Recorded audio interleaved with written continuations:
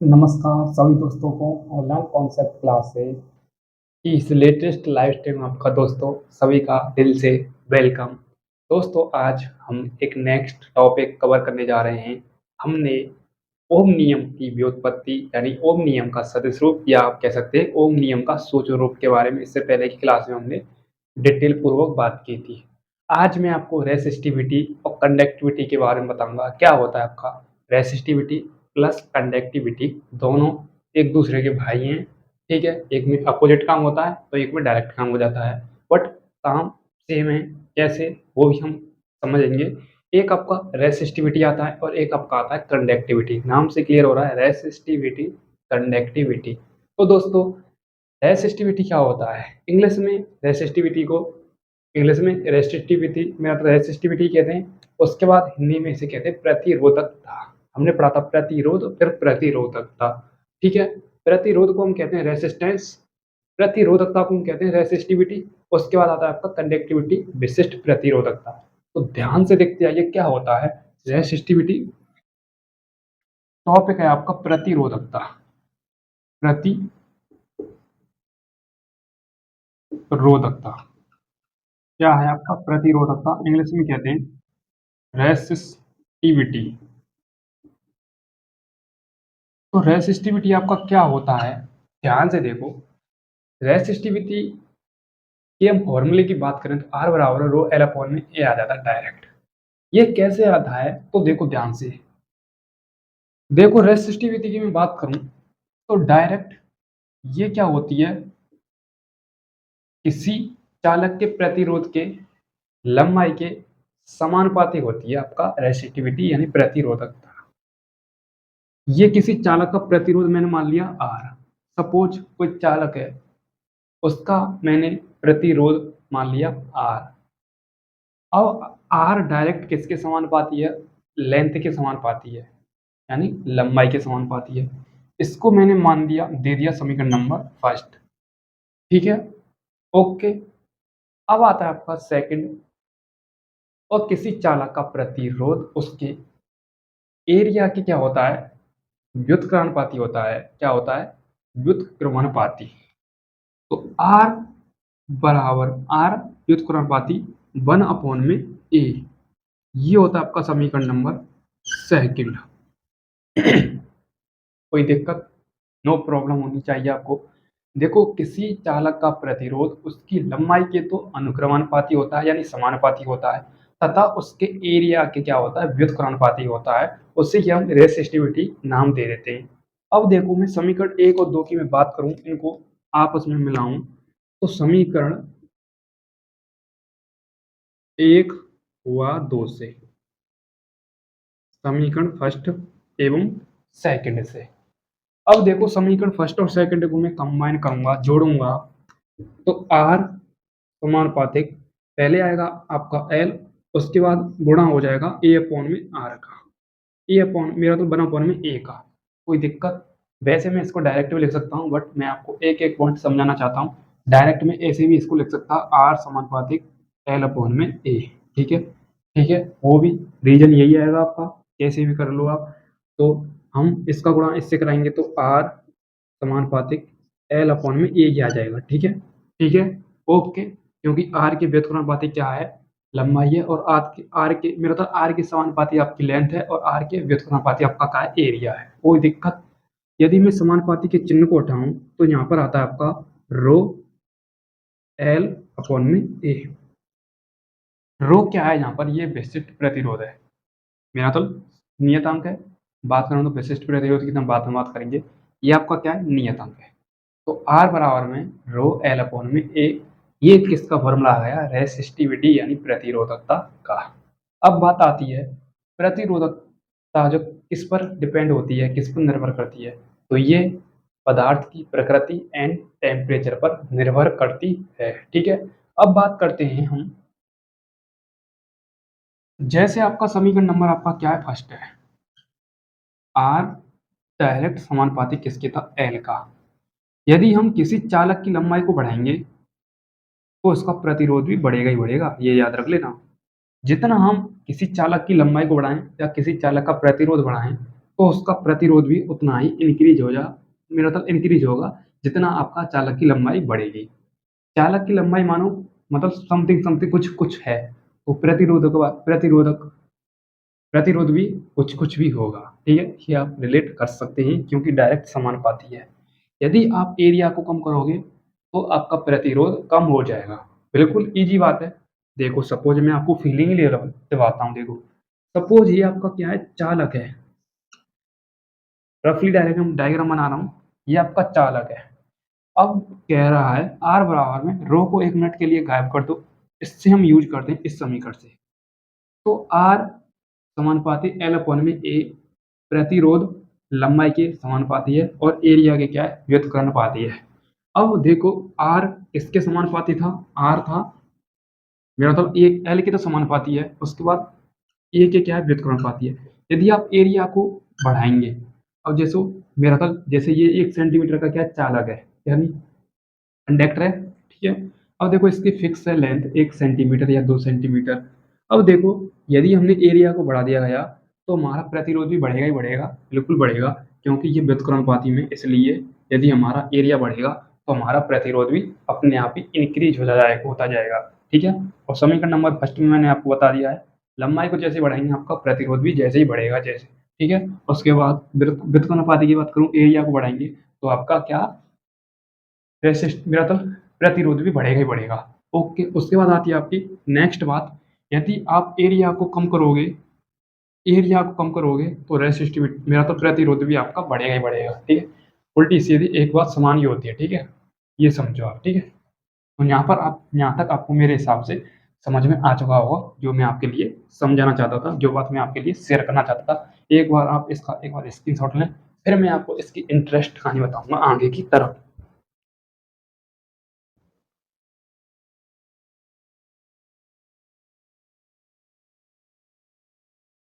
Okay, अब देखो मैंने आपके लिए बोला था रो ये किसी पदार्थ का विशिष्ट प्रतिरोध या प्रतिरोधकता है। ठीक है, तो रो यहाँ पर क्या है, रो है आपका यहाँ पर किसी पदार्थ का किसी पदार्थ का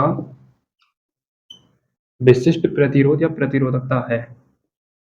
विशिष्ट प्रतिरोध या प्रतिरोधकता है।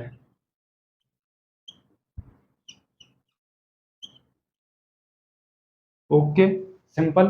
अब बात करते हैं आगे की तरफ, प्रतिरोध किस किस पर निर्भर करता है। यदि आपको इसकी कुछ लैंग्वेज चाहिए, जैसे आर किसके समानुपाती है, आर किसके समानुपाती नहीं है, तो मैं आपके लिए इसकी लैंग्वेज शेयर कर दूंगा किसमें, कम्युनिटी पोस्ट में, आप उसे देख सकते हैं। ठीक है, कोई टेंशन लेने की जरूरत नहीं है। आप कहीं मन मन में कि आपने लैंग्वेज लगाई नहीं, लैंग्वेज इतनी काम में आती नहीं है, बट लैंग्वेज थोड़ी याद रहती है, जैसे हमारे समीकरण को आगे की तरफ मेरा मतलब डेरिवेशन को आगे की तरफ बढ़ाने के लिए। ठीक है, उसकी कोई टेंशन लेने की जरूरत नहीं है, मैं डाल दूंगा कम्युनिटी पोस्ट में।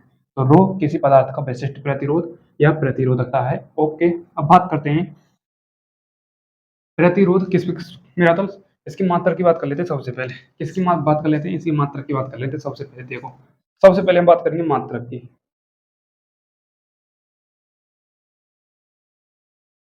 सबसे पहले हम बात करेंगे मात्रक की यानी यूनिट की।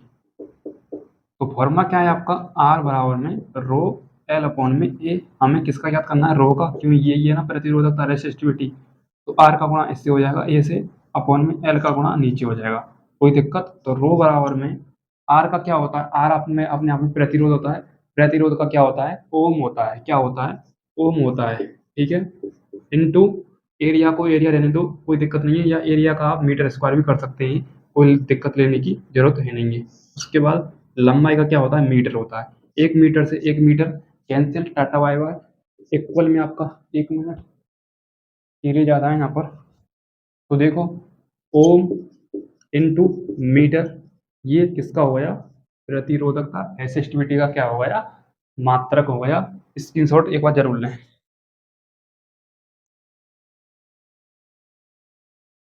ओके,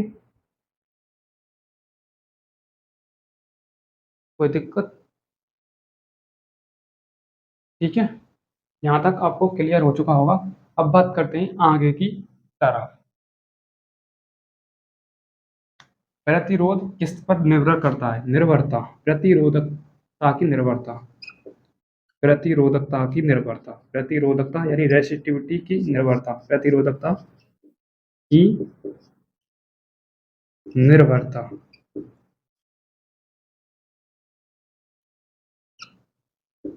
देखो, प्रतिरोध आपका एक करता है पदार्थ की प्रकृति पर, यानी नेचर कैसा है पदार्थ का, और उसके टेम्परेचर पर निर्भर करता है। इन दो चीज़ों पर निर्भर करता है आपका रेसिस्टिविटी।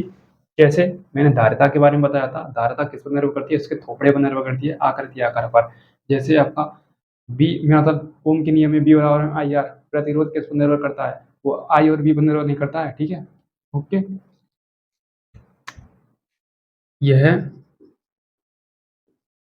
पदार्थ की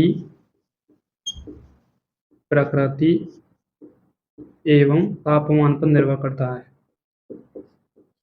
तापमान पर निर्भर करता है। कोई दिक्कत?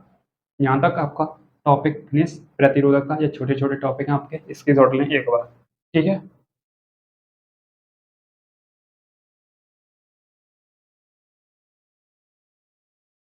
ओके, इसकी नोट ले लिया होगा आपने, मुझे पूरी उम्मीद है, ठीक है।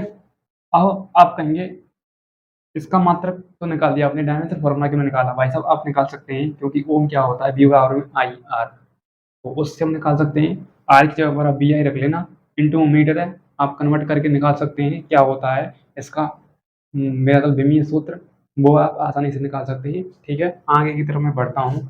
अब टॉपिक आएगा आपका रेसिस्टिविटी, तो खत्म हो गया टॉपिक आपका। कंडक्टिविटी क्या होता है उससे हम फिनिश करते हैं, आगे की तरफ देखो।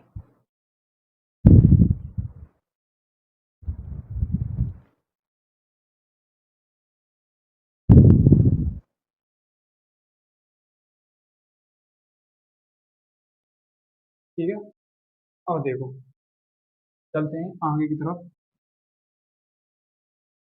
ये तो बिल्कुल छोटे छोटे टॉपिक हैं, और कंडक्टिविटी भी आपका बहुत छोटा छोटा टॉपिक है, ठीक है। विशिष्ट प्रतिरोध, विशिष्ट प्रतिरोध, विशिष्ट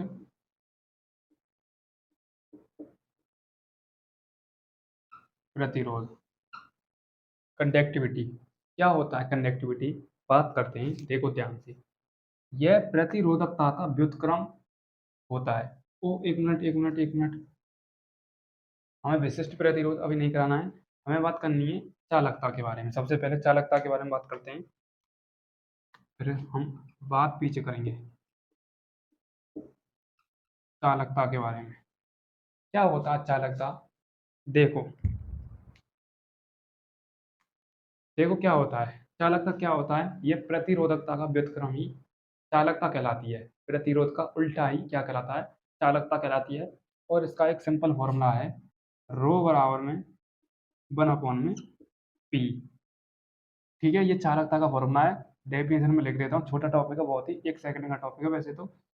देखो, प्रतिरोधकता का व्युत्क्रम, प्रतिरोधकता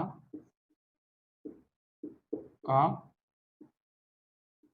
व्युत्क्रम को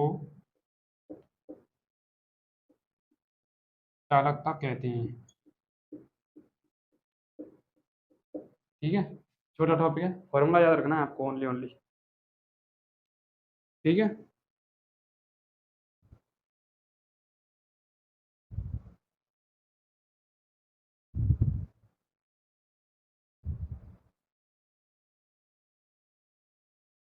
ओके, यहाँ तक क्लियर? चालकता आपका कंप्लीट, यानी कंडक्टिविटी टॉपिक आपका कंप्लीट हो गया है। सिग्मा बराबर 1 अपॉन में रो, ठीक है। कोई दिक्कत? प्रतिरोधकता का व्युत्क्रम को ही चालकता कहते हैं, यानी रेसिस्टिविटी का ही व्युत्क्रम उल्टा ही क्या कहलाता है? आपका कंडक्टिविटी कहलाता है, ठीक है। अरे अरे अरे, ये क्या हो गया?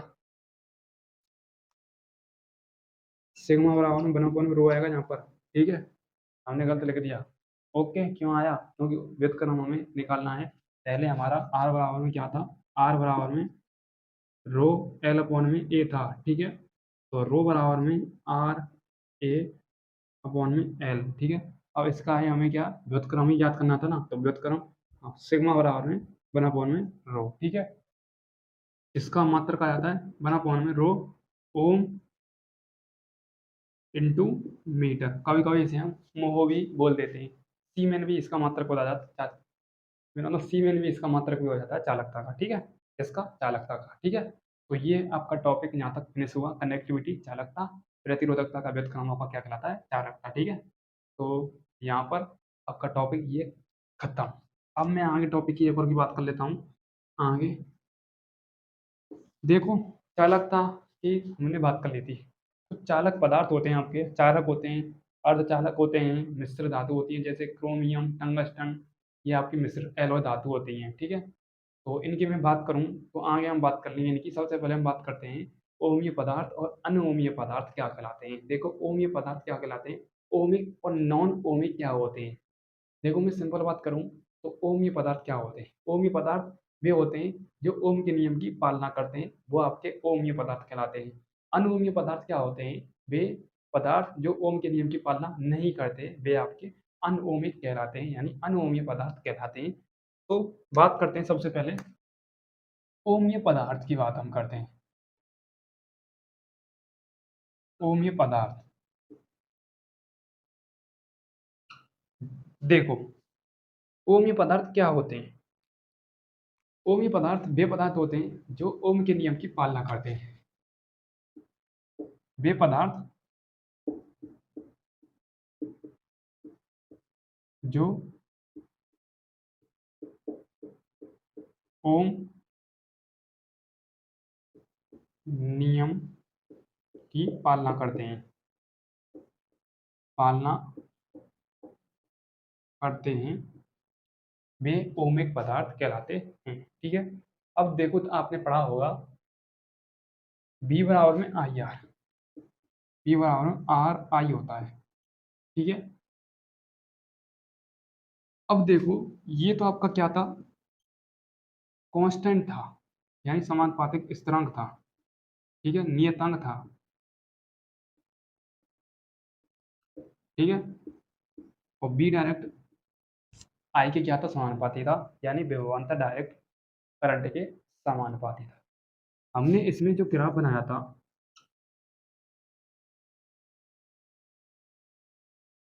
वो स्ट्रेट लाइन का निर्माण होता है, और ये क्या कहलाते हैं, ओमीय पदार्थ कहलाते हैं। जैसे ये आपका बी आई है और ये आपका आई है। आई होता है आपका करंट यानी धारा, बी आपका होता है विभवांतर यानी पोटेंशियल, ठीक है। ओमीय पदार्थ में हमेशा सरल रेखा का निर्माण होता है। क्या होता है, ओमीय पदार्थ में हमेशा, ये भी पॉइंट इंपोर्टेंट है, ओमीय पदार्थ हमेशा सरल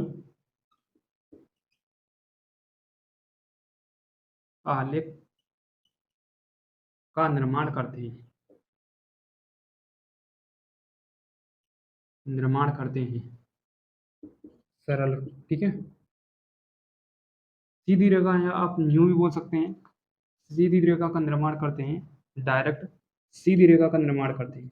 ओमीय पदार्थ में डायरेक्ट बता रहा हूँ, सीधी रेखा का निर्माण, सीधी रेखा का निर्माण, ठीक है। ये भी आप लिख सकते हैं, क्योंकि हमने बी और आई में क्या ग्राफ बनाया है, क्योंकि बी डायरेक्ट करंट के क्या है, समानुपाती है, यानी आपका व्यवहार डायरेक्ट धारा के क्या है, समानुपाती है। ये तो आपका क्या पनौती है, ये तो समानुपाती की जगह पर आया है, जगह को छीनने आया है, ठीक है।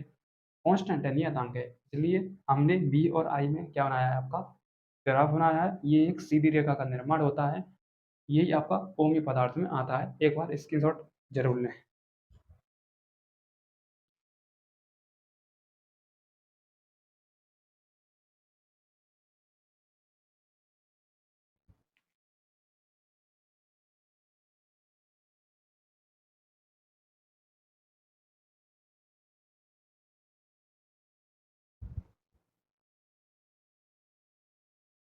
ठीक है, यहाँ तक क्लियर, ओमीय पदार्थ आपका कंप्लीट हो गया। अब वैसे ही आपने कहा मतलब पदार्थ की बात करें तो आपका आ जाता है, एक आपका आ जाता है डायोड आ जाता है, एक आपका एक द्रव्यमान प्रणालिका आ जाती है, और ट्रांजिस्टर आ जाता है। वो हम सेमीकंडक्टर में बात कर लेंगे। अर्धचालक आपका सेपरेट टॉपिक है, उसमें हम बात करेंगे सेमीकंडक्टर में डायोड और ट्रांजिस्टर के बारे में। ठीक है, उसकी हम अगले मतलब सेपरेट टॉपिक है, सेपरेट टॉपिक नहीं है, सेपरेट चैप्टर है। ठीक है, उसके बाद आपका आ जाता है ओमीय पदार्थ। तो हमारा कंप्लीट हो गया है। अब आ जाता है आपका अनओमीय। सीरियस में इसलिए धीरे धीरे इसलिए पढ़ा रहा हूँ, थोड़ी प्रॉब्लम है, आप कॉपरेट करना। ठीक है, अनओमीय पदार्थ, अनओमीय।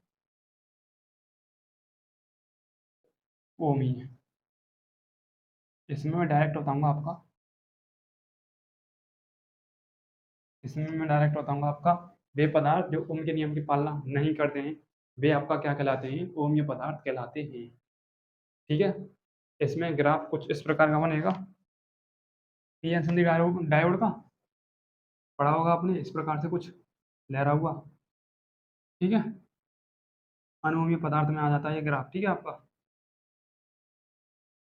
ठीक है, ये आपको पी एन संधि डायोड में भी हम पढ़ाएंगे। ठीक है, ओके। तो ये होते हैं आपके ओमीय और अनोमीय पदार्थ। अब मैं एक बार स्क्रीनशॉट लें आप।